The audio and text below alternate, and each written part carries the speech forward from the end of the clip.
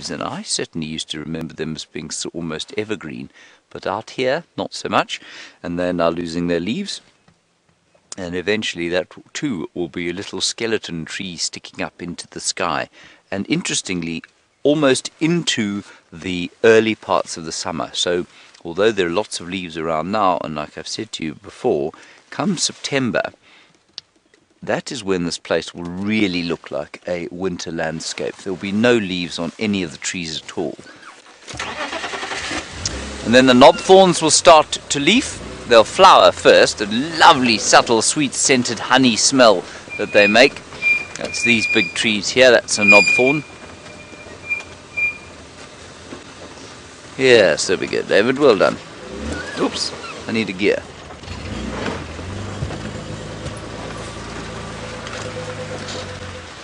Just checking here on the road, of course, because we know that the road is we use the sort of cliche, the bush newspaper. It tells us what happened during the night, and we know that the road is going to have the tracks of whatever walked along here during the night, and we also know that many of the cats like to use the roads because, much like us, they don't enjoy the spiky feel of wet grass on their leggies, and so they like to use the roads. So they really are a good spot to see what's moved during the night. In this particular case, nothing moved on the road during the night. I can turn the radio up so that I don't miss anything. There we are. It's a lovely morning. I think yesterday was one of those perfect winter days where it was cold in the morning and then very delightful during the middle of the day. And that's what it's going to be today, I think. I think it's going to be about 23 degrees, 24 degrees Celsius. Sorry, just let me listen to the radio, everyone.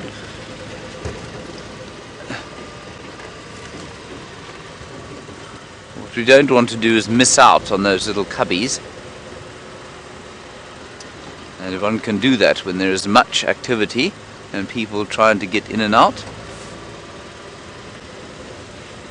And the smell of the morning is lovely. So, as Brian was pointing out to me yesterday, he pulled off one of these combretum leaves. Now those are the sort of reddish, orangish, brownish leaves that you can see all over the place now. He pulled one off and he said, "This smells like cinnamon." And he's right, and it's only this time of the year they smell like that. And so as we drive through this landscape, there is a subtle smell of cinnamon in the air, which I think is lovely. It is, of course, mixed with the subtle smell of elephant dung and buffalo dung. Alright, let's head across to Jamie. I'm going to try and find out what's going on with the sighting. Let's head across to Jamie and get an update from her. How's it going? Well, James finds out what's happening with our lions. Brian and I are heading east very slowly. That's because the faster we go, the colder it gets. I'm okay sitting sheltered by the front of Wendy, but poor Brian has to bear the full brunt of the wind chill, as all our cameramen do, and it's quite nippy this morning. It feels colder than the apparent temperature, and everything's very, very dewy. It's very damp. I've just had a really interesting update, just chatting a little bit about our hyenas. There's that gorgeous whoopsie. I got distracted by the sunrise.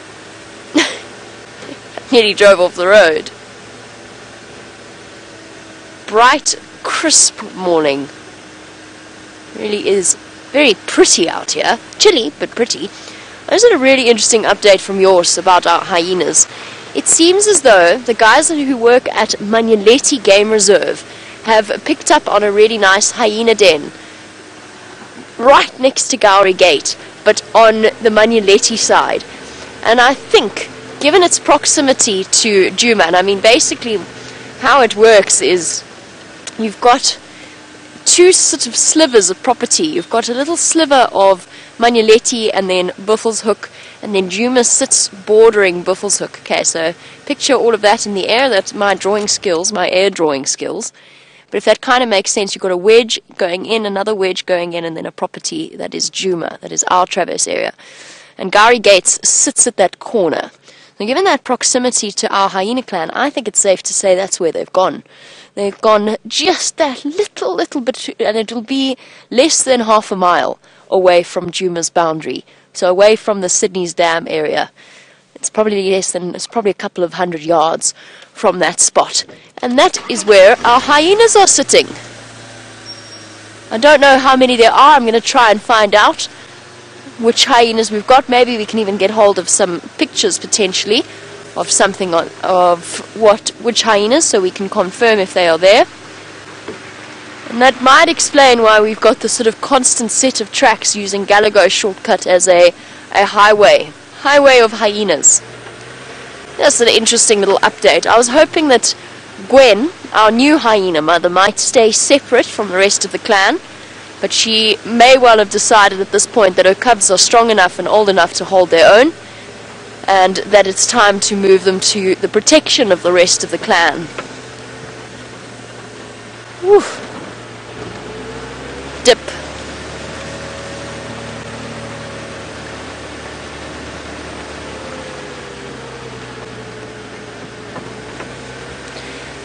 And good morning to Marco in Mexico, although of course for Marco it is not morning at all. But Marco, yes, absolutely, we get hyenas in camp pretty much every night, and the tracks that I was following up that road came from our camp. So the hyenas come and snuffle around. We're very careful to make sure that the dustbins are inside and locked away out of their reach, although the last time that happened, the last time a hyena came in, the dustbins were inside, the hyena had a bit of a snuffle outside the window and then promptly defecated.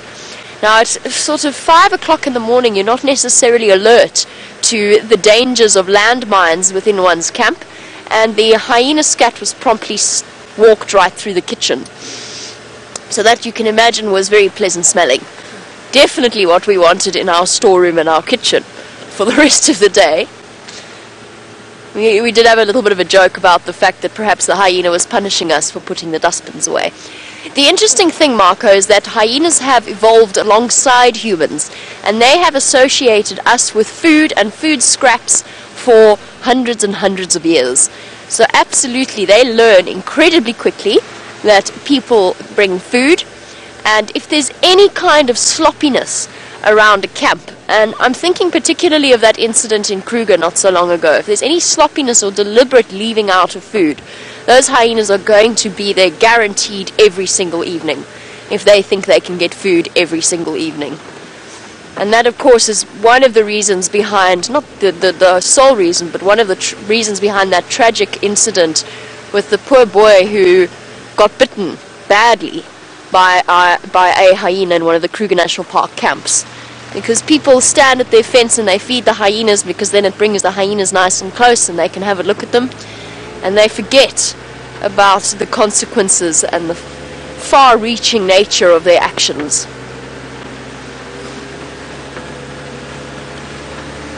We try to be very careful. We also shut the gate, believe it or not, of the camp, but that's never stopped. I've never ever found a fence that stops a hyena or a leopard from getting through if they want to get through. Oof, everything's hiding. They're all still in bed. Trying to sneak away from the cold. Shame, and those poor little... One has to feel so terribly sorry for those little lion cubs. They'll be fine, don't get me wrong. They've got each other for warmth and they'll be tucked away securely. But you have to feel sorry for them when mom's away feeding and you've got these tiny little creatures cuddling together and shivering.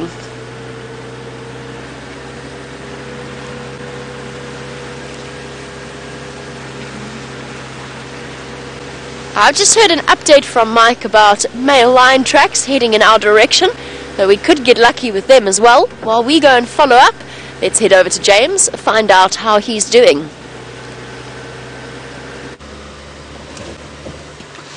Right, now there is a great excitement out here because thousands of people are descending on the lion sighting.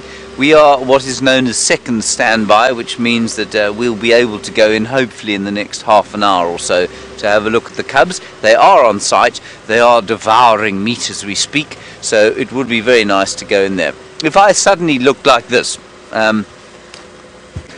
It means that the radio is exploding in my ear again, but I cannot turn it down because I don't want to miss us being called in.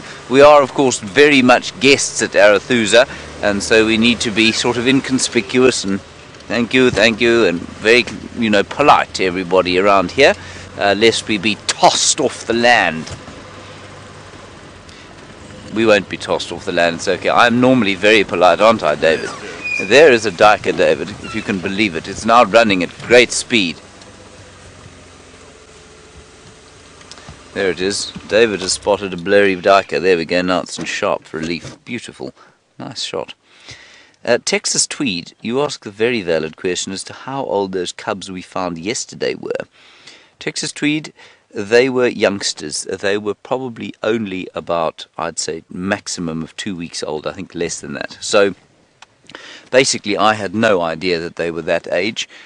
We thought we'd go in there and see if the mother was there. I thought there were these 3 cubs, and that's why we closed that sighting down very quickly, and we'll only go in there if the mother is there now, because they're too young to view on their own, that's for sure. And so what will happen is that somebody, maybe Taxon, maybe Jamie, or someone will go in there today, check if the mother's there with the cubs. If she isn't there, then we won't view them. So it was just kind of we knew there were cubs there, so we went to have a look. We didn't know that they were that small, and so that's why we moved out of that sighting yesterday. Beautiful to see them like that. And again, like I said yesterday, we run it like this because there are so many cars around and so many vehicles, and people wanting to get into sightings and look at them. We need to try and be as sensitive as possible. To stick a film crew in there, not moving around, vehicles not going in and out, I don't think would have any effect on the lives of those cubs whatsoever. But we can't do that, obviously, because there are lots of people who'd want to get in and out. So we just close it down and just make it as sensitive as possible for those cubs. And you know that many times you've seen documentaries of cubs being carried in their mothers' mouths, and you've seen probably even births of young lions and young leopards. As long as there's not too much movement around, it normally makes it okay. And the crucial thing to remember here is, why do we do this? Why is it important for us to close these sightings down? Now, to me, there are 2 issues here. The first is, it's largely that we think maybe and quite possibly hyenas follow vehicles. They have learnt that there could be things around where there are vehicles, so it is possible that hyenas follow vehicles, especially at night. Not so much during the day, but they do seem to go and look where there's a spotlight.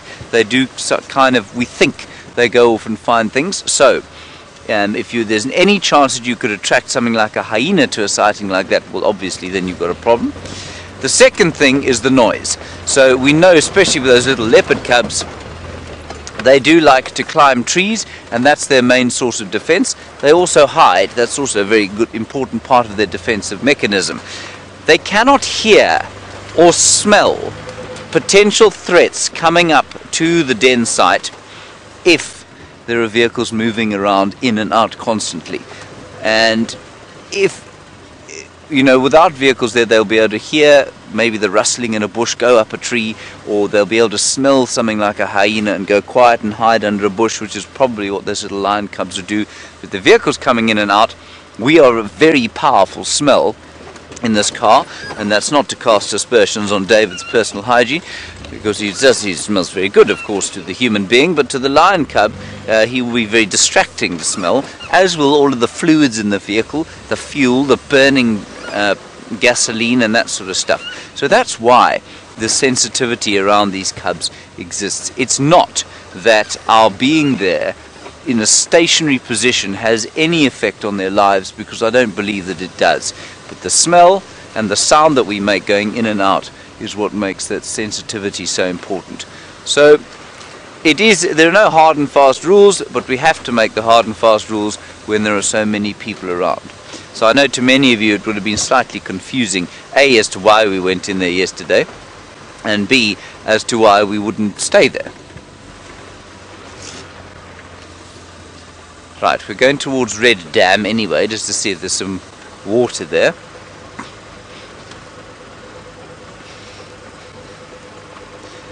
Now, Susan, a very nice question from you. You want to know if the lion cubs are well hidden, would the hyenas still smell them?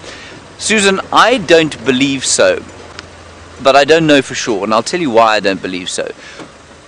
We do know, for example, that an animal like a sable or a roan antelope, their calves apparently have no scent. So lions walking through the long grass can walk meters, within meters of an unattended sable or roan calf and not smell them. Now, it's my firm belief that a lion cub is probably very similar, because I mean, you can imagine the threat that those things were under yesterday. They were in a tiny little drainage line. They're that big. I mean, if a hyena came across there, there'd be absolutely nowhere for them to go. They don't climb like leopard cubs. They're much too small, and so they'd have been devoured in seconds. They really were at a great risk in that little drainage line. I imagine that it would be almost impossible for them to stay undetected if they smelt. And so, no, I don't think hyenas would be able to smell them, no. Let's see what's at the dam here. Of course, it is quite chilly today, and so it's unlikely there are going to be a whole lot of things streaming down to have a morning drink. One lonely blacksmith lapwing, two lonely blacksmith lapwings. I must just get out of this car, I'm afraid, to fix the seat. Brent Smith and his vast mass have been moving around on it so much yesterday that I think it's dislodged itself entirely. There we go. That'll be better. So that's the blacksmith lapwing, and as many of you will know, it is called such because apparently its tinking noise, which you can hear there, is supposed to sound like a blacksmith hitting an anvil. I don't think it sounds anything like that myself. Having been a bit of a horseman myself in my day, I have seen many blacksmiths, and I've yet to hear one that hits an anvil that makes a sound like that. There's also, if you listen very carefully,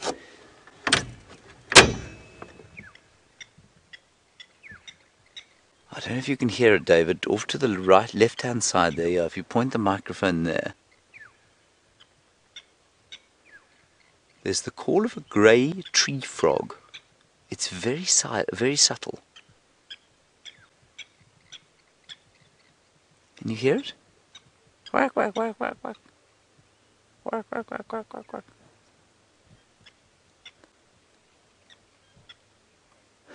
That's interesting. It's very subtle, everyone. I don't think you'll be able to hear it. It's in one of those trees there. There's a grey tree frog, clearly in high estivation mode, i.e. completely shut down just about, but he is making a very subtle call. Alrighty, let's move on from Red Dam. Ooh, but before we do that, let's have a quick look at the sun.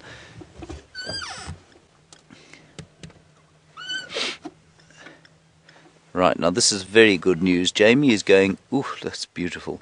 Jamie is going to have a look quickly at the little cubs, because the mum seems to have headed that way.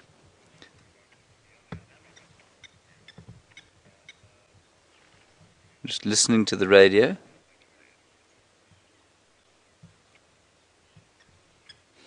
We might have two sets of lion cubs.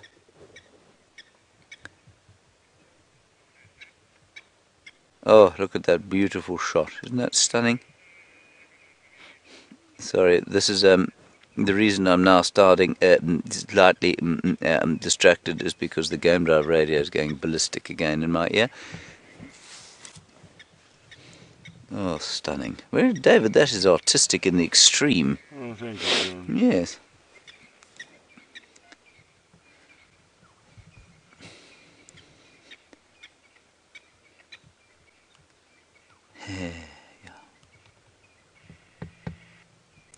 Okay, let's move on from here. I just want to make sure that we are in position when our time to go into that cubs.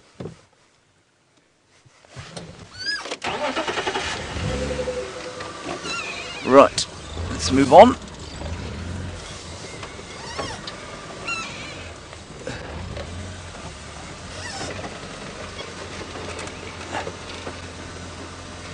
Yes, it is. I walk in the rain. You say, is this my hairspray next to the monitor? It is my hairspray. I walk in the rain. And it's my hairspray because, of course, I don't have any hair anymore. And so what you do is you put an engine lubricant on the top of your head, and it makes the baldness shine very nicely. But because the sun has just come up and is at the wrong angle, I'm not going to put it on now because, well, it will blind you. The lens will crack. The sensor in the camera will be destroyed by the great brightness of my balding head. Let me move that out of the way. Thank you, I Walk in the Rain, for reminding everybody that I am in fact bald. Well, not quite bald. You see, if I was bald it would be okay. It's just that there's a rather disturbing pattern of baldness on the top of my head, which is really, it's quite astounding what it looks like through the camera. I'm not going to show you, but it's not an even balding pattern. You know, we all have our little trials to deal with. That is mine, amongst others. But that's my main bugbear with my personal genetics at this stage, other than my plover's legs. You just move out of the way here for Ryan. Come, Ryan, I'll move.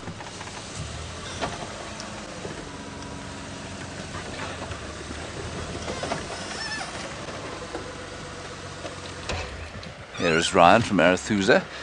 His guests are freezing to death, as you can see. Good morning. Aye. How are you doing? Enjoy? Chilly this morning. Yes. Yes, you all look rather like you're expecting a snowstorm. Aren't you?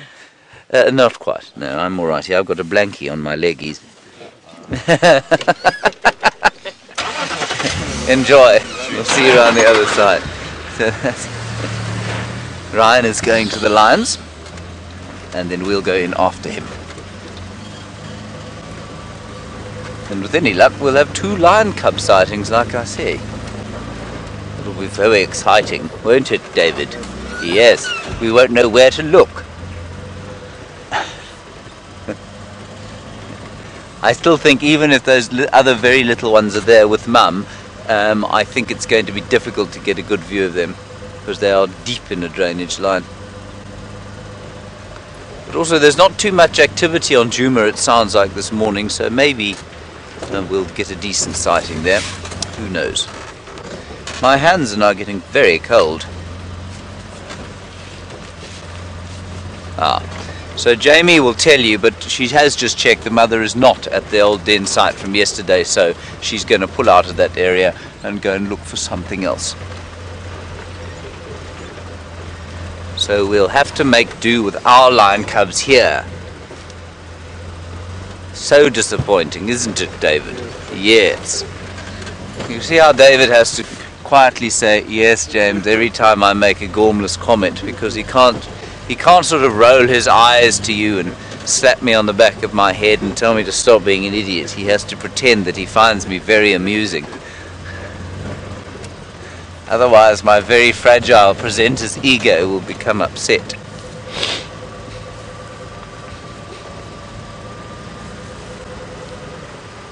I'm going to try and find something other than lion cubs to show you. But it is so cold this morning. Suddenly it seems to have got colder, don't you think, Dave? Yes. See, he said yes again. I'm not sure if he actually agrees with me or not.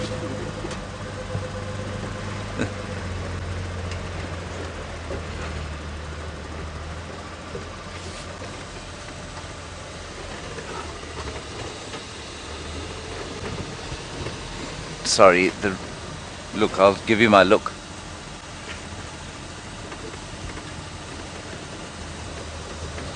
Justin, I'm going to ask for your question again, but if I do this, it means I'm not hearing it anymore.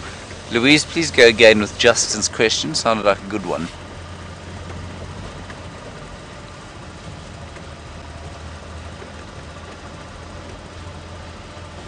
If I had a catchphrase that could be on a mug or a t-shirt, what would it be? That's not something I've ever been asked before, Justin. I shall have to think about it. A catchphrase. I'm not sure. I thought I saw a leopard there, but I didn't. I saw a stick. Justin, a catchphrase.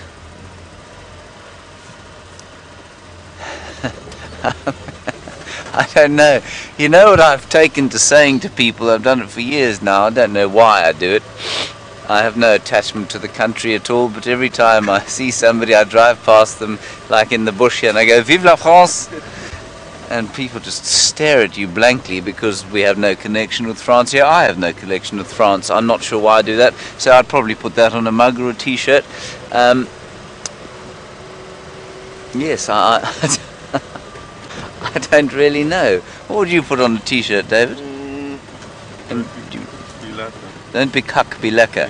Okay, so that's a bad word, David. We can't use that on TV. I'm going to use it again though because it's quite a nice phrase. There's don't be cuck, be lekker is an Afrikaans sort of saying that means don't be don't be bad, be good. We'll go put it like that. But it's not quite as polite as that. But in many phrases in Afrikaans, which is a South African language,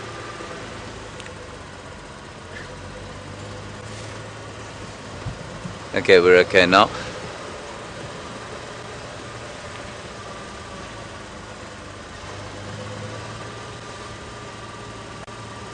Okay, we should be okay.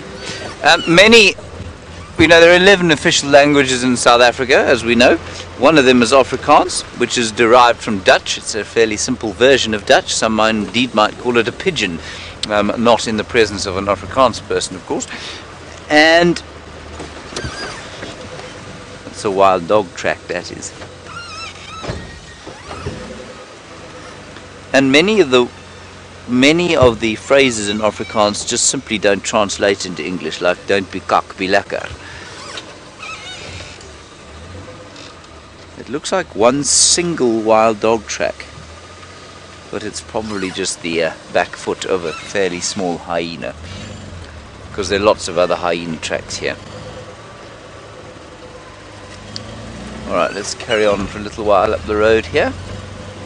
I think those lions are moving, that's why I was looking like I was.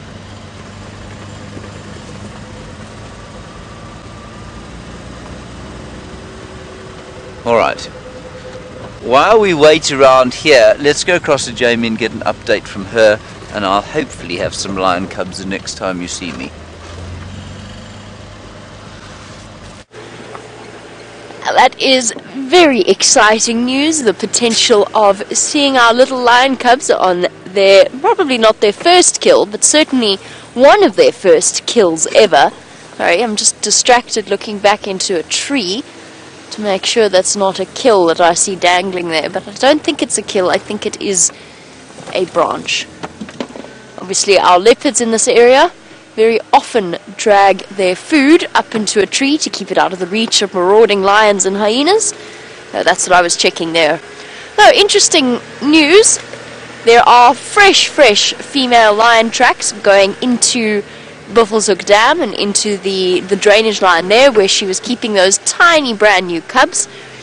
We've done a circuit of the area. I just want to see, I suspect that she is going to move them out of that den site. In fact, she probably already has moved them out of that den site and a little bit closer towards the kill. So whilst they're too young, unlike the ones that are there now, these little cubs are far too young to be at a kill site. Their ears haven't even popped up yet, but they are very far away for her to keep going, feeding at the carcass and then coming back, feeding at the carcass, coming back. So what you'll probably find under the cover of night is that she's busy moving them a little bit closer. So I imagine that was what she was up to last night. This is a sort of sighting one wishes desperately that one could see, but at the same time, obviously we would never wish to compromise the safety of them whilst she moved them. That being said, the tracks are so fresh that must have been from this morning or recently. So I just want to do a check of the area around it, just to make sure that she isn't in the process of moving them, which would be fascinating for us to witness, because her tracks kind of do go backwards and forwards.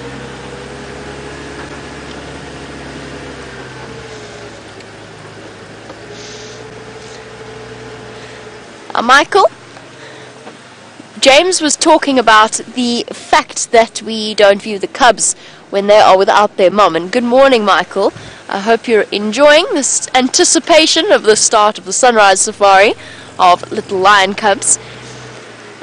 Michael wants to know, since James mentioned that common practice, what age we start viewing the cubs on their own, or if we don't at all. There's a rule, there's a set of guidelines that govern all actions of the various guides in this area that states that at about 4 months of age for lion cubs you'll be able to view them.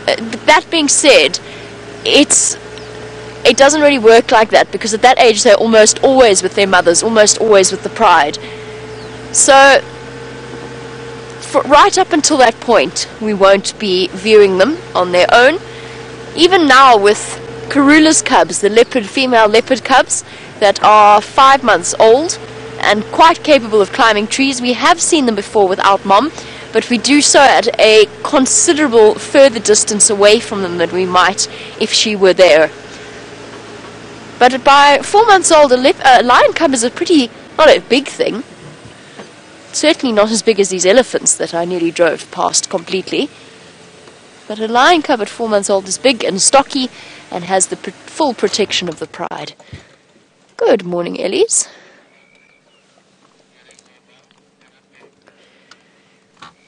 And how are we on this beautiful morning? Looks like a couple of young bulls. Oh, and a breeding herd. Here's some very little ones. Where are you going to go, Ellie, so we can get a nice view? I think they're on their way to have a drink. Nice. There's a big breeding herd here. Hello, guys.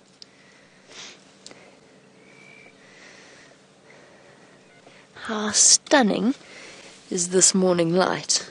It's just absolutely gorgeous. Some very big females coming slowly in our direction. And then a couple of little ones as well. Hi, guys. Hello, big girl. Giving me that big-eared head-up stance, just to have a look and investigate who we are and what we are.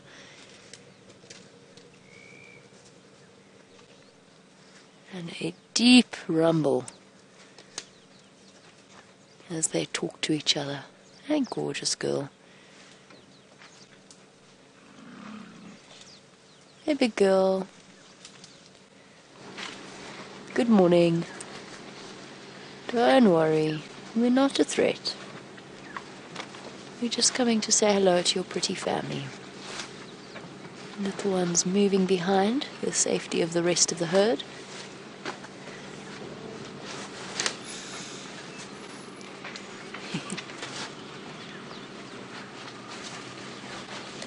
And she's making sure to put herself between us and them. And there's a little bull coming at the back. Morning, Ellies. And you, are you going to be cheeky? You're going to be cheeky? Hey, little boy. Nope, just coming through. And as I said, they could well be on their way for a drink at Buffelshoek Dam.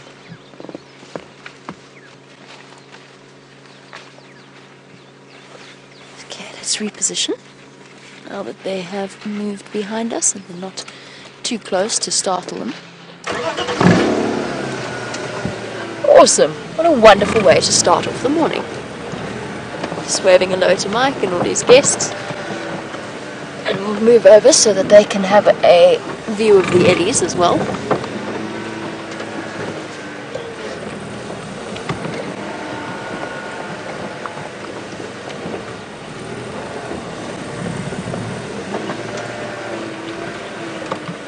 And this dry scenery does make for the most spectacular colours, especially in this morning sunlight. Everything shines a red and a gold colour. at her. She is huge. She's got enormous tusks on her for a female. Really, really long, but thick as well. And typically, female elephant's tusks tend to be a bit thinner than that of a male. There's a little calf grabbing the scraps. You're gonna get left behind, little girl. Oh, I want those right at the top there.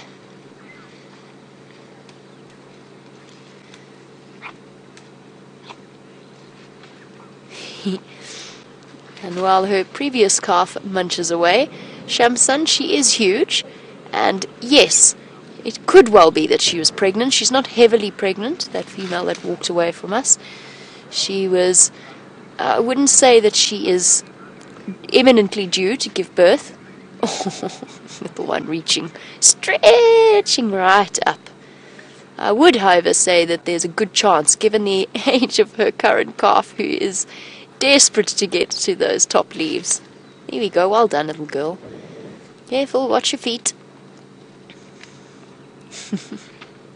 See what I mean about the beautiful colours at the moment. The Shamsun, yes, elephants give birth at any time of year. They don't have a strict breeding season. A slight peak when they, around the rainy season, when there is plenty of food and nutrients about. But with a 22-month gestation, they can't really afford to be fussy as to when they give birth. They don't need to be. And they lactate for up to 3 years afterwards. So the calf is provided with plenty of food.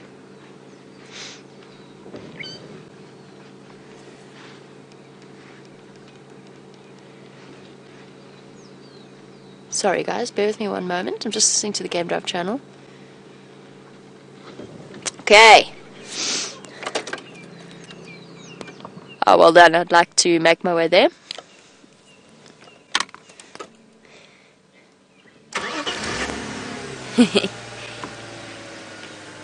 Oh, sorry, little Ellie.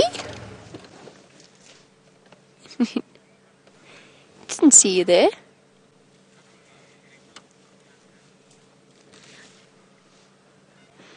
And Pinchy Winer's hat. Good morning, and yes, you are right. The elephant's bones, for a lot of them, are becoming more and more prominent. It is tricky. Hello. It is a very, very sad thing watching these elephants, all animals, as they start to struggle their way in this dry season. Hello.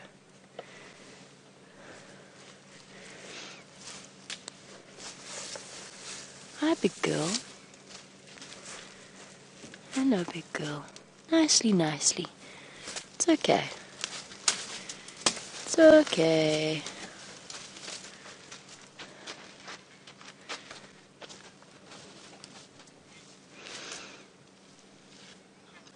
Beautiful. Right up close to this. But Pinchy Wine is right. To see the effect of the drought is relatively stressful for all of us. And Shelley, with the drought, I wouldn't say that the elephants are becoming more aggressive, but they are more stressed out. They definitely are showing stress levels, increased stress levels. They've got further to walk for water. They've got further to walk for food. They're tired. They're nutritionally stressed. And yes, that is making them slightly more, not aggressive, aggravated in terms of their responses to anything, not necessarily us. I mean, you can see how peaceful they are. That elephant walked right next to our vehicle. Guys, I just need to get onto the Game Drive channel. There's some very exciting news, but there's lots of chatter happening here in terms of us getting into a sighting. But Herbert, once again, has pulled it out of the hat, and the Queen of Djuma has somehow managed to go from where we are now to the other side of Djuma, and she is currently with Herbert. So what I'm going to do is I just need to chat quickly. Stations, I'm still far up on Buffels at Cutline, Cheetah Cutline Junction, so if there's anybody closer, you're welcome to make your way in first.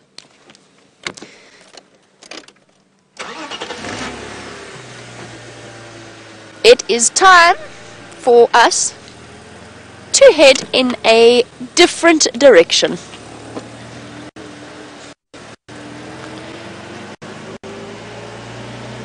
Okay, we're going to slowly make our way towards that sighting. We're not going to rush there. There are lots and lots and lots of people wanting to make their way to go and see her, so we're not going to gallop off.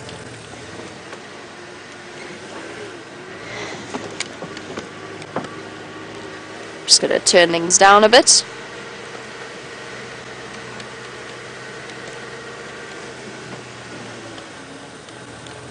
So while we chat away on the Game Drive channel and make a plan to get to Karula, let's go across to James, who has managed to brave the queue, and he is with the lions right now.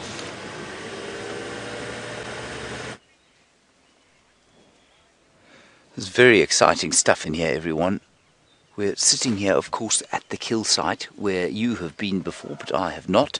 There are elephants screaming away from here, and we just watched one lioness chase a hyena off into the bushes. She's looking up. The cubs are apparently to the right-hand side of your screen, perhaps heading this way, not sure yet. I think you'll find that the mother led them away from here because of the presence of so many hyena. We've seen 2 or 3 of them. Here she comes now, Davy. She's coming back through the bush there. Other lioness. And here comes the lioness with the cubs. Here comes the cubs.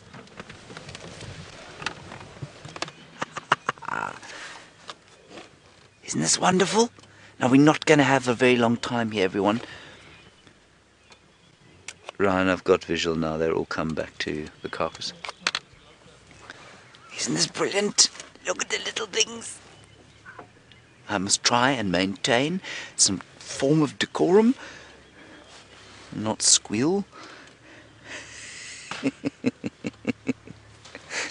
They are the best.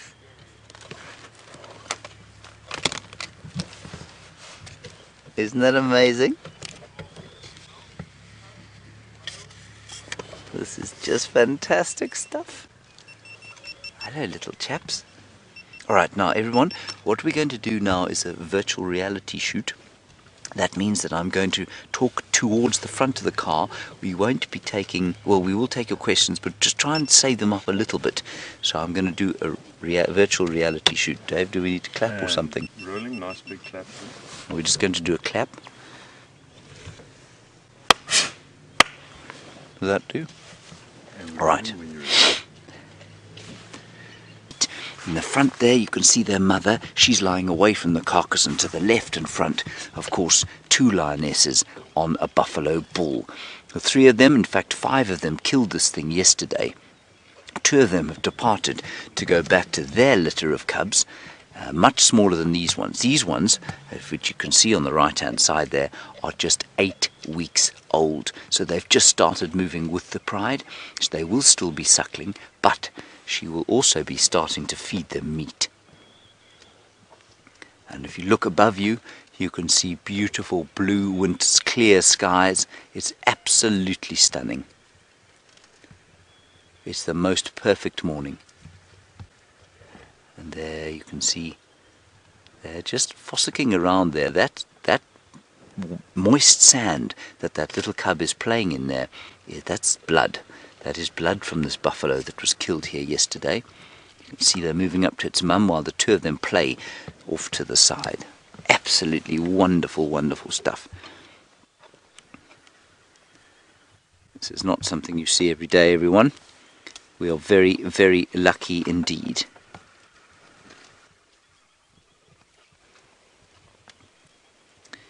And we know, of course, that there is a great danger here for these cubs, because there are hyenas around, and hyenas, of course, will destroy little cubs like this if they can get at them.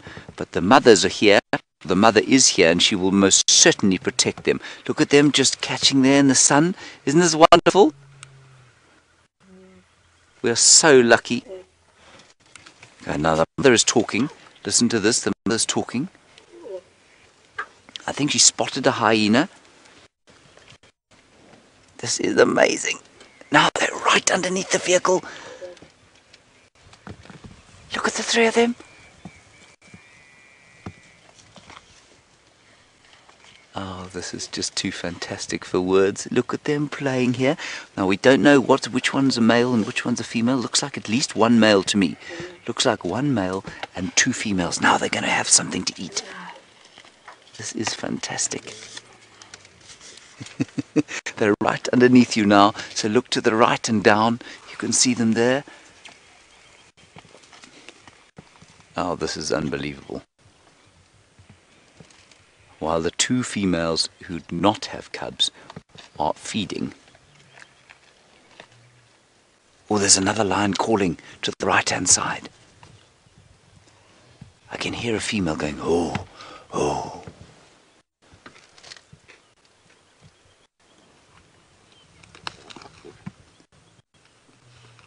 Yes.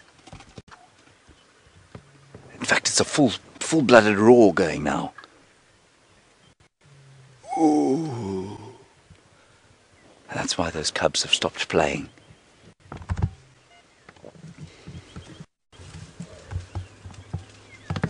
They've been playing here.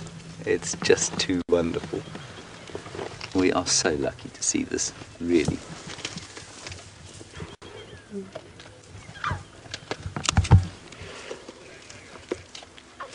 And we're not going to have long here, everyone. We're going to spend another probably 2 or 3 minutes here, and then we're going to have to move out to make some space. We're going to go and feed. You can see spotting. See the spots down the back?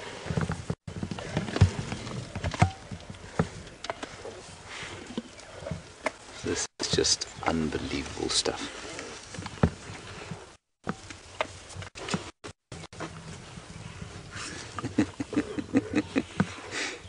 We are so lucky to see this. Those little ones now, of course, are still under immense danger, of course, because they're very little. Hyenas could come in here, but they're over the worst of it. They are moving with the pride now, and that means that they could well be safe, because no hyena is really going to have an attack on 3 lionesses like this. They'll be very wary of doing that. At this kill site, probably take at least 5 or 6, no, in fact at least 8 hyenas before these lionesses would be chased off. This is just absolutely fantastic stuff. What I'm hoping is that they're going to make a nice call for you. The sound of little lion cubs playing is unbelievable. Ow, wow.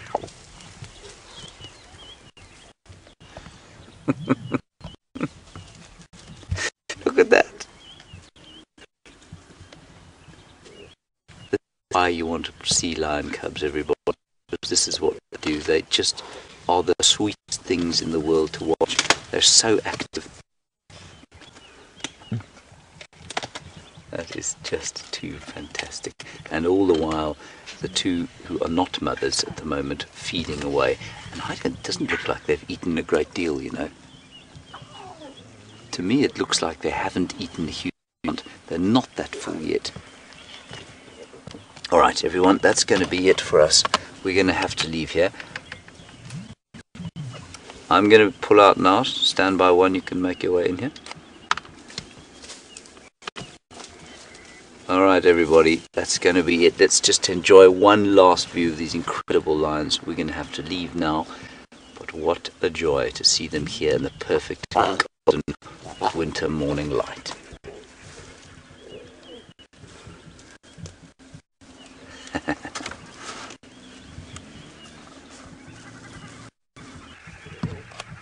Who is on standby one and what's your position?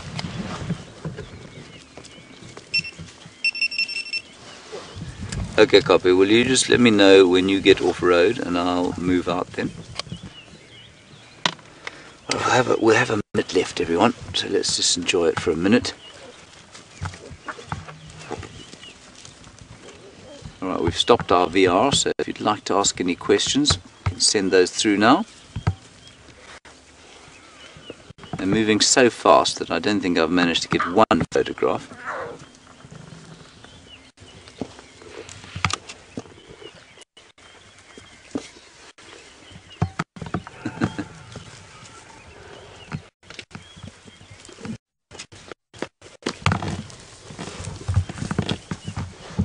Dara in Ohio, you saying, do I know if they're boys or girls yet? I don't. I think I saw one male and 2 females, I think. But I'm not sure. I'm not certain. So it could be either. Or it could be many. One of many combinations. I think that's what it is, though. And so it will, in fact, be Jerry, Kirsty and Louise is what we'll call them. And do you think, Dave? Sounds good, Dave. Oh, those are very good names for them. Jerry will be the male. Because, you know, it could be Gerald or Geraldine.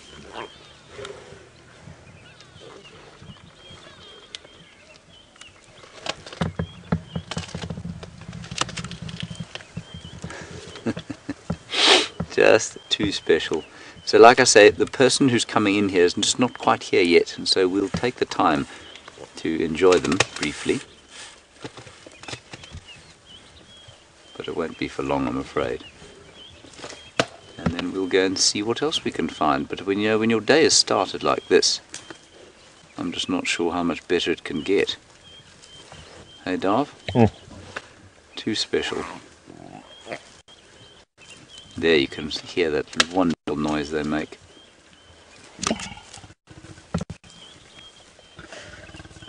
And Mum getting irritated now. And they're getting irritated with each other. You know, those females, although they are supposedly friends with each other, they do a great deal of fighting over food. Listen to her talking to them.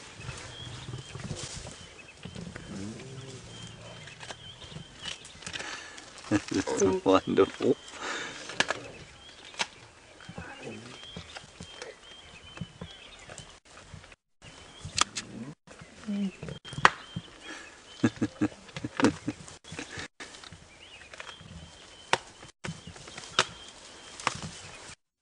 Goodness, this is just the best.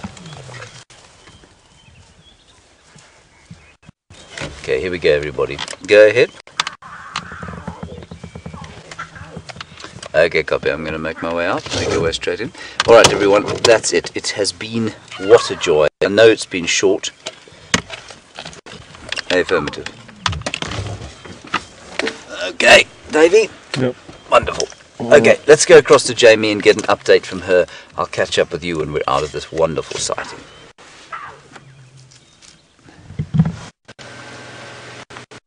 That sounds like it was the most extraordinary time spent with those little cubs. I'm absolutely thrilled for you. I'm thrilled for James. I know how much he adores the lion cubs, and of course he was terribly upset when Brian and myself saw them the first time.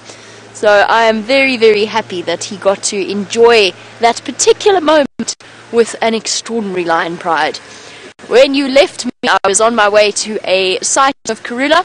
I'm still slowly making my way there. We are not in any kind of a rush. She seems to be highly mobile, and there are lots and lots of people that would like to go and join that sighting. So we're letting them have their time first, and then we'll slowly make our way in. Hopefully they keep track of her for us. I was going to try and show you one very cold-looking dacre, but our very cold-looking dacre decided that it wasn't going to stay still. Bear with me 1 second, I just want to hear an update on where she is.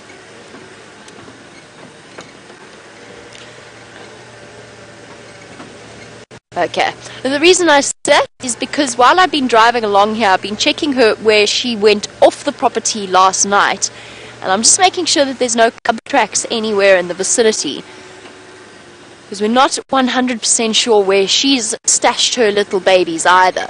I think let's take a trip along Quarry Pan Road, kill some time before we go racing off there. You never know, we might encounter that lioness moving her cubs back towards the kill. She's not going to, as I said, she's not going to take them to the kill. She's going to move them a little bit closer and stash them somewhere safely.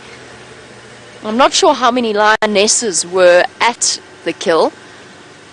Maybe if we could get hold of that information.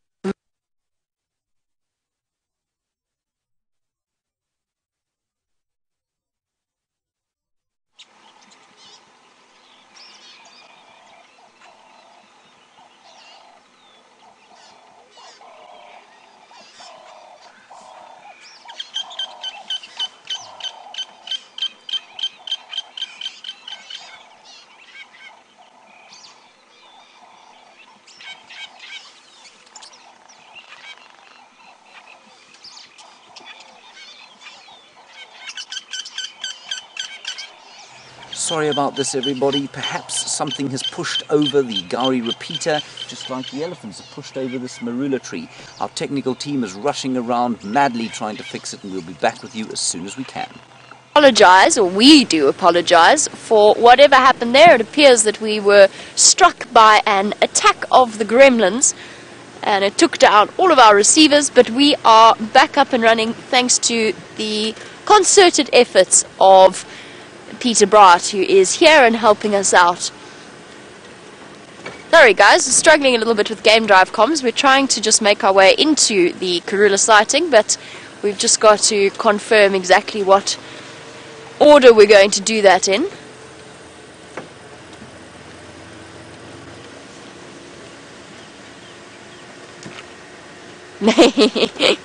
I'm having a good chuckle at Daxon. Describing how Karula's moving. She's describing her as she's jigang. In other words, she hasn't picked one direction that she's travelling in. She's doing the typical Karula form, and she's doing backwards and forwards and up and down. She just missed out on catching a Janet. I've been listening to the full-on commentary down the game drive comms. She nearly caught a Janet. She missed it. The Janet apparently is sitting up in the branches of a tree, shivering and contemplating its existence, and probably with a great deal of relief. For now, we're still doing loops around the area. We're not going straight in. There are still other people ahead of us to go and view the magnificent Queen. While you were away, not by choice obviously, but while you were enjoying our tech loop, we've been double checking the area just to see whether or not that lioness hasn't moved her cubs. I found her tracks. I found where she left Buffelshoek Dam, and it looks as though she's gone into the drainage around Hyena Road. And I think that might be where she's, or she might have moved them even further to the west towards Gari Cutline. We're definitely not going to go wandering in. We'll leave her be, and we'll wait for her to emerge to go back to that carcass. So it sounds as though there's 3 females at the buffalo kill, which means our 2 mothers. In fact, that almost confirms it, doesn't it? Because it means 2 of the females have left, and most likely, we know one of them's definitely gone to feed cubs. Most likely the other one has gone to feed cubs as well. We've got such wonderful prospects. Imagine the day in a few weeks' time when we've got all 3 sets of cubs on a kill with the Nkuhuma Pride. It's going to be absolutely extraordinary. We're going to be witnessing more and more scenes like the one that played out with James recently, or just a few moments ago.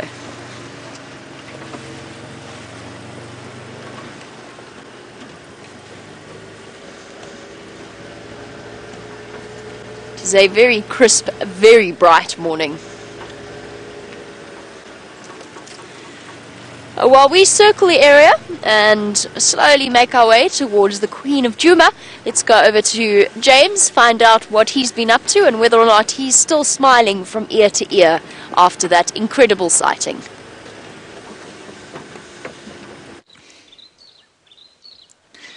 I am still smiling from ear to ear, everybody, and for 2 reasons. One, of course, those wonderful cubs, and we've come across here a bird party full of birds. Otherwise it wouldn't be called a bird party. And it's difficult to see what's going on here, but there are lots of birds. There's scimitar-bulls, there are white-crested helmet shrikes, there are long-billed crombecs, and most of all, if you listen carefully, there's a Steerling's wren warbler. Now I know many of you will not have that on your bird lists. Just keep listening, everyone. Yeah, naturally it's gone silent. There's also... You got it. Good grief. No, that's a Shivambalana. That's the emerald spotted wood dove. There's also a black cuckoo shrike going prop prop. It sounds like a frog.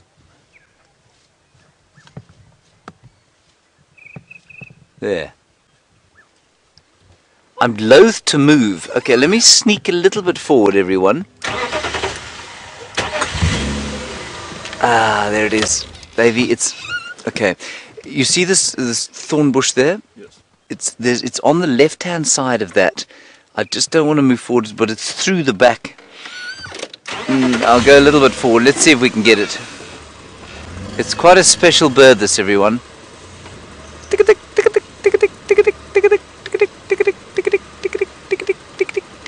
Where are you?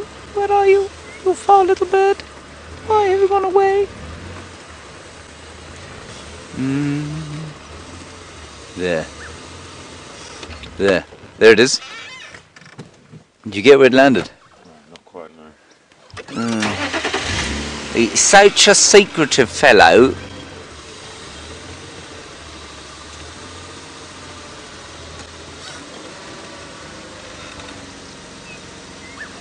Dave, he's in this bush here. There are a few birds in this bush here. One of which is a long-billed crombeck. If you go up and to the left, you'll get the crombeck. Can you see the crombeck there? Down a bit. Oh, now the crombeck's gone too. Okay, everyone, I'm afraid that's it. But let me just quickly, I'll show you a picture of him. He's really quite splendid. And he might pitch up while we're waiting here. Under W for wren warbler. Or just W for warbler. Warbler. Warbler. There we go, 352. He's a very sort of inconspicuous fellow. It's not like you would see him. He's not like a great eagle or a great colourful parrot of some kind. But there he is there. The Steerling's wren warbler, or Miombo wren warbler, sorry. And that's him there. And he goes tick-a-tick, tick-a-tick, tick-a-tick, tick-a-tick, tick-a-tick, tick-a-tick, tick-a-tick, tick-a-tick, tick-a-tick. No. They're all around here, everyone. It's just almost impossible to show them with the camera. Just look into this tree here, Dave. You can see some scimitar-bills. There we go. That's a scimitar-bill, everyone. Looks like a green woodhoopoo, but isn't. It's got a long, thin scimitar-like black bill, and it doesn't want to be on screen. Beastly little fellow.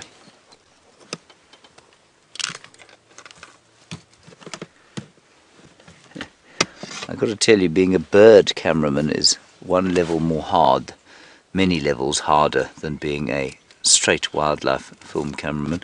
Well done, David. Oh, don't know what that was. Anyway, let's move on. It's so glorious sitting here in the sun. And of course I've now forgotten that word again. That means the warm sun on your face in a cold winter's morning. No, apricity. Thank you. That's Kirsten who remembered it, and Louise now this morning. Apricity. Thank you, Louise. Apricity. Beautiful. I'm feeling great precipitousness upon my face.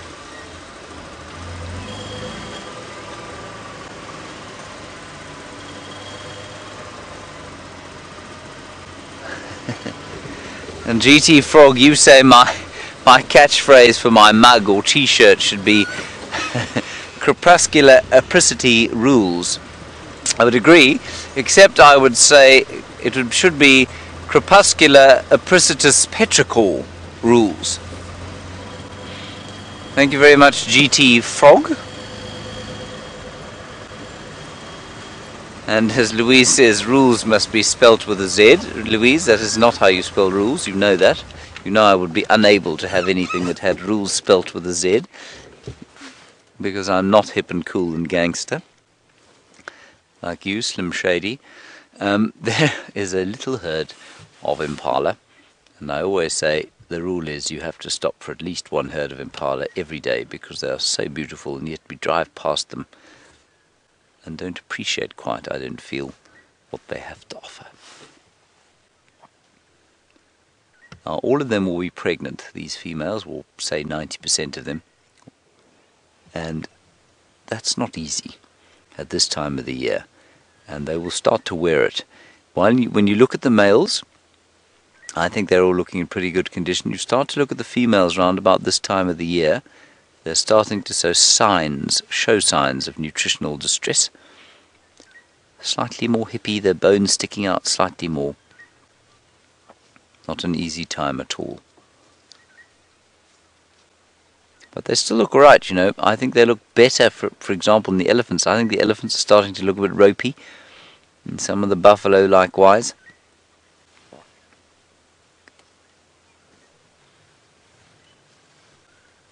Very, very nice. It's the most perfect morning, everyone.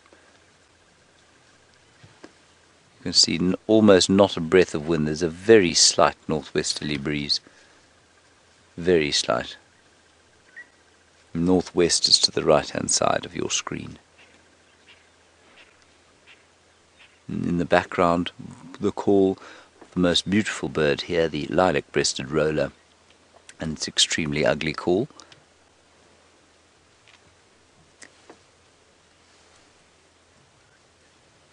There's something moving in the bushes to the left of us. I suspect a francolin fossicking amongst the cinnamon-scented leaf litter.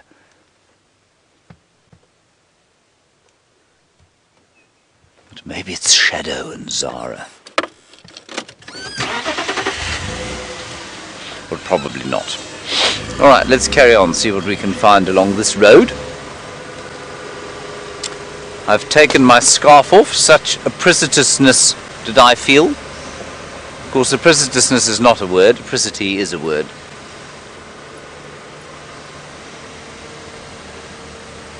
That's a wonderful word, I just wish I could remember it.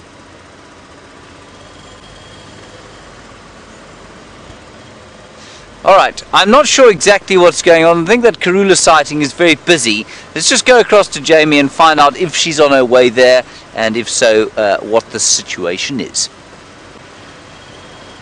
Your timing is perfect, because we are indeed on our way there. We're going quite fast, actually, because Karula is about to disappear into the drainage line system. So we're going to have our work cut out for her staying with her. But let us get here, and hopefully we can make a plan. Herbert's just pulled out for us. He's made some space for us. Oh no, Brian, we're going to the coldest place on Djuma. Oh dear, and we're going fast, Brian. My nose is running. My eyes are watering. But that's okay. The cold disappears into insignificance when you are going to make your way to see a leopard. Okay. Apparently she keeps changing her mind about where she wants to be. Bear with me 1 second while we attempt to work out which approach might be best.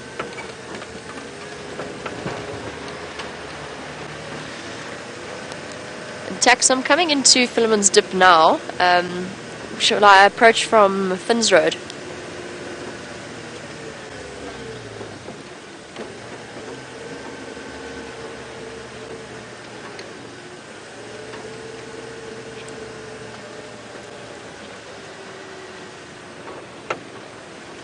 Copy that, thank you. Okay. Let's just check very carefully here. She's just disappeared after all that. She's somewhere here.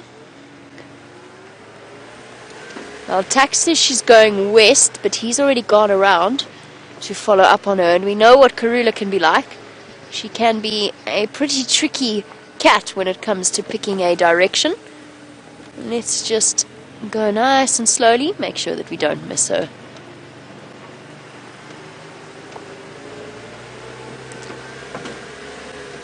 I wonder where she's hidden those cubs.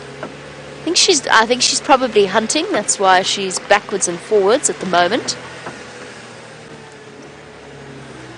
Okay.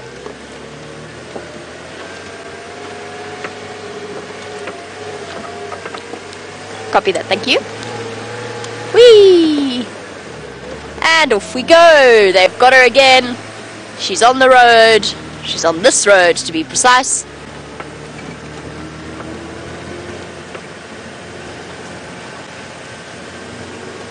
And I hope you're all very, very excited to see the Queen of Djuma once again, as are we. It's been a while since we last saw her.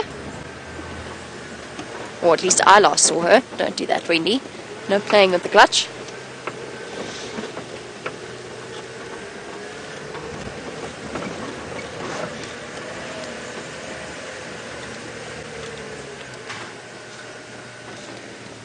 Okay.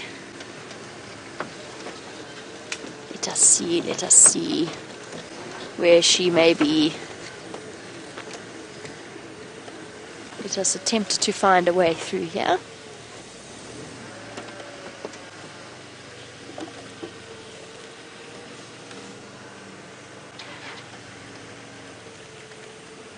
There she is.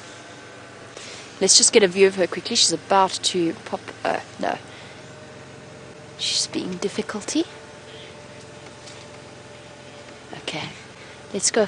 Oh, there she is. Well done, Brian. Okay.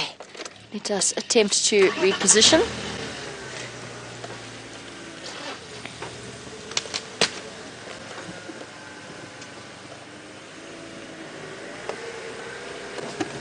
How's your... no, she's going to keep moving. Awesome. Just the tip of her tail sticking out there. Let's go forward a bit.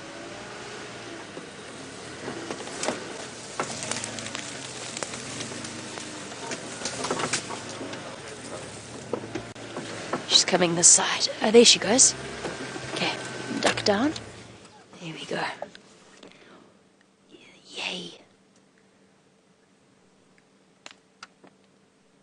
Where'd she go? Pulling her usual Karula tricks. Hidden behind the trees for now. There she goes. Picking her way through the drainage line. It's going to be tricky for us to stay with her, but we are going to try.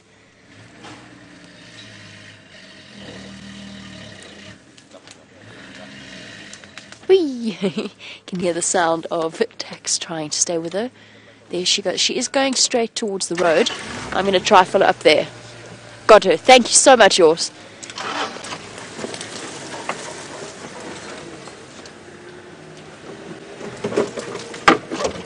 Awesome, guys. Just bear with us a moment as we do some repositioning here.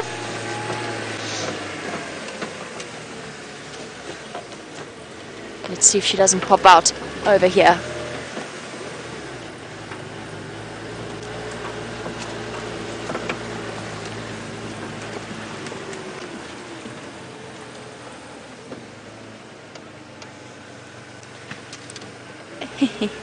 I agree with James Richard, and good morning as always. The Queen is most definitely worth braving the cold for. And she's in here somewhere, so just bear with me. I'm looking to see if I can't figure out where exactly it is she's gone.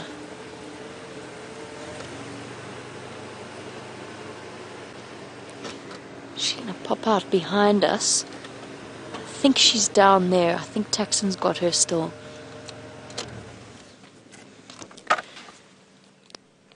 Tax, have you still got visual there?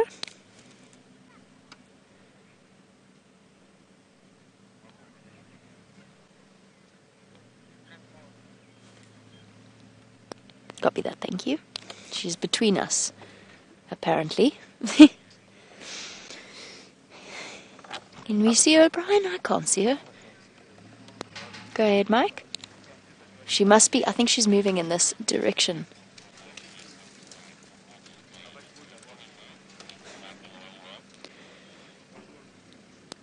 Mike, come along Rebecca's. Stay on the road. I think she's going to pop out here.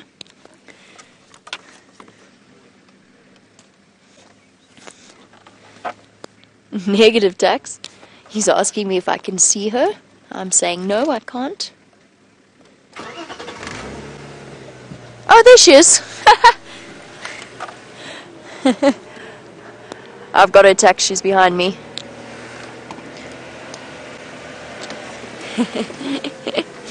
Sneaky girl. Aren't you beautiful in this morning sunlight? Hey, firm. There we go, guys. Let's just stop here for now. Let's just see what she decides to do. And do bear with me. I'm excited as you are to see her. I do just need to help Taxon out since he got us here. She's sitting for now, but she's looking across the road.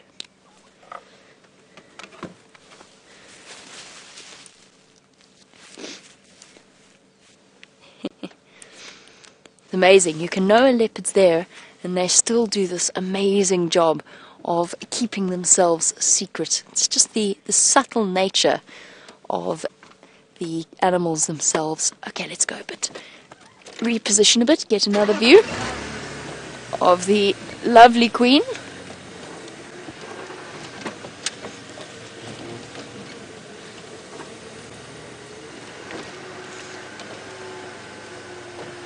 There she goes.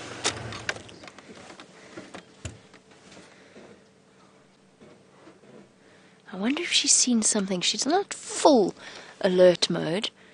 Just want to make sure that we don't make life more difficult. But she seems to be scouring this area. Perhaps hunting.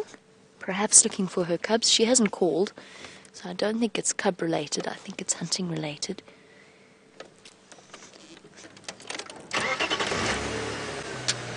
Go forward a little bit. Oh, no, hold on. She's not empty-bellied. She has eaten relatively recently. She doesn't have that flap of skin showing between her back legs. She's crossed the road now, heading more west. Okay.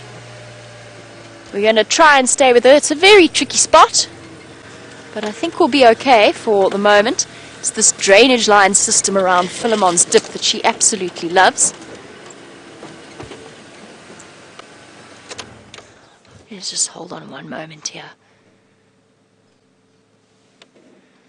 We went to investigate what's in the drainage line. Good morning, gorgeous. Tail up in the air. And that beautiful yellow coat shining in this dawn light. There's no better time to see a leopard except maybe in the evening. First thing in the morning is just extraordinary.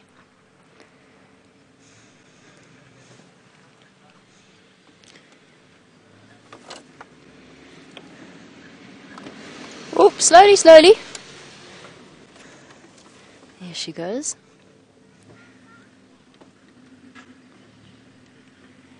Slinking through the bush.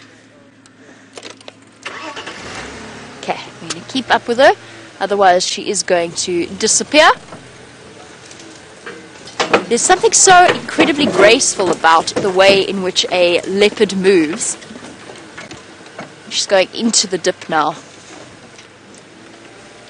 Life is about to get very, very tricky.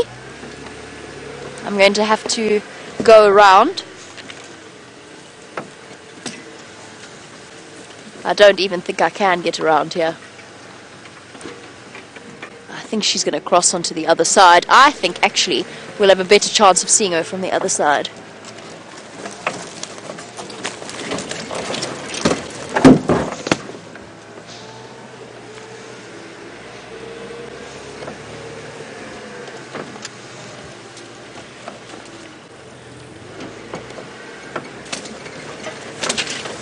I think let's try and get ourselves into the drainage and follow her through there.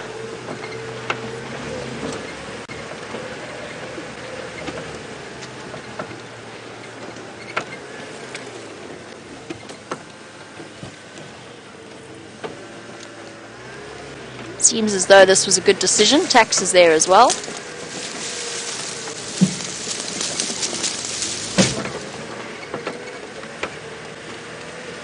And she's made her way onto the top of a termite mound.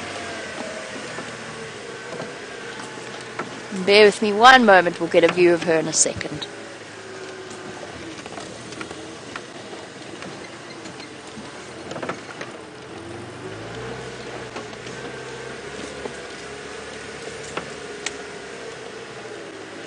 Yeah, that's wonderful. Anna Marie's had 2 out of her 3 wishes come true. One was for lion cubs, the other was for Queen Karula. And now the third one is a ground hornbill. Well, we'll do our best, Anna Marie, but for now, we're going to settle for this position unless she lies down. And the reason I say that is because she's about to get up, I think. Surveying us. from her perch on top of an island in the middle of a river system. Yeah, there we go.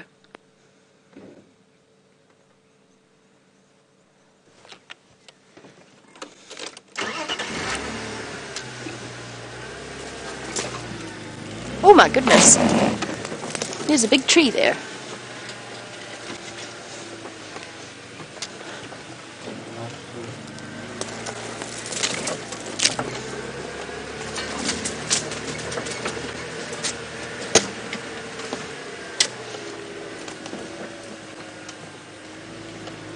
Okay guys, this might be a relatively limited sighting with Karula. Depending on where she goes. Oh, she's going to go up now towards Philemon's. Whoopsie. Sorry guys, she's changed her mind again. She's going up towards Philemon's cut line. Oh, now she's changed her mind again. She's spotted something. She has spotted something. Her body language has just changed. Not intently stalking.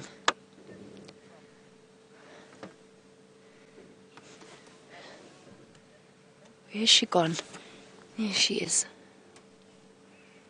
She's looking intently ahead.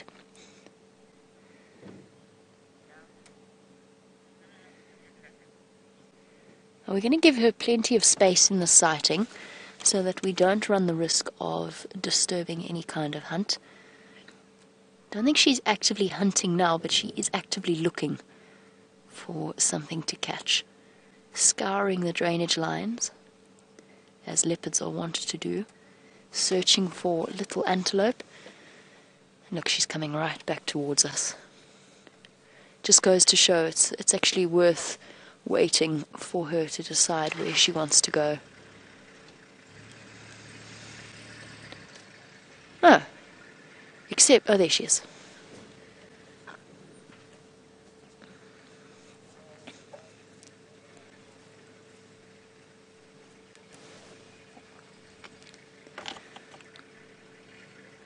Copy that, Tax. I'll try to stay with her. Okay.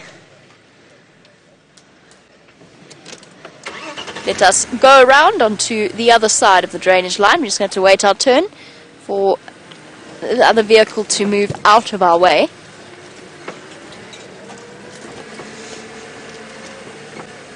The one thing that we have that other vehicles don't is the ability to get our vehicle. There she goes. She's just crossing in front there.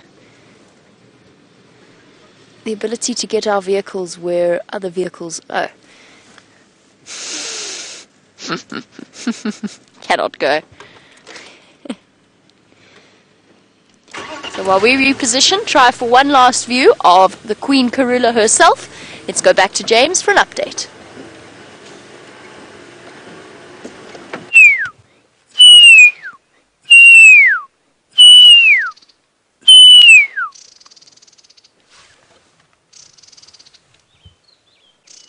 Everyone, we stopped here because there was a pearl-spotted owl calling. Unfortunately, the pearl-spotted owls of this region don't seem to speak the same pearl-spotted owl vernacular that I do. I promise they used to in the south. There is also a white-browed scrub robin that you can hear their alarm calling. And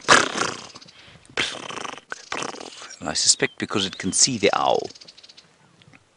It's right here. It's a tiny little owl, only about 6 inches long, and it'll be sitting in the branches here somewhere. But now it is either frightened of my very manly pearl-spotted owl call, or it thinks, what an idiot, I'm not going to bother to call for that. I think he's in this tree here. We can ease our way gently past, see if we can't see him. Because with this super zoom camera, if we can get him this close by, it will be really special.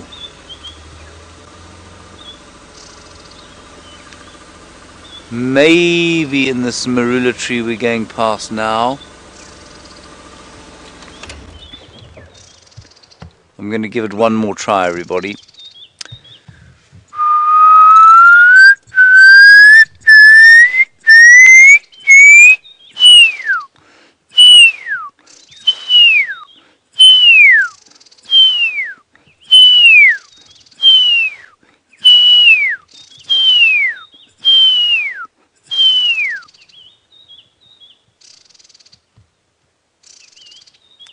not vaguely interested. So all you can hear now, white-browed scrub robins, one of them going over there and the other one going. Pearl-spotted owl, get out of here. Ooh.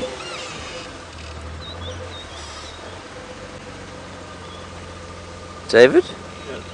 Is that synthetic or do you think it's of animal origin? I think that's synthetic myself. Don't you? I think that's come from a blanket that has been torn apart by possibly an animal.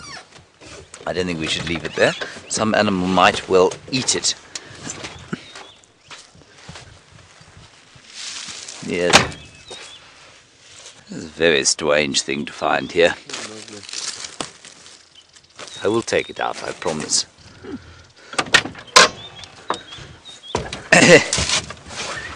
Alright. We've made our way off Arathusa. We couldn't find anything else there. The radio is still about to explode with excitement at those lion cubs. So let's go back onto Djuma and see what we can find over there. Wonderful to have seen the Queen.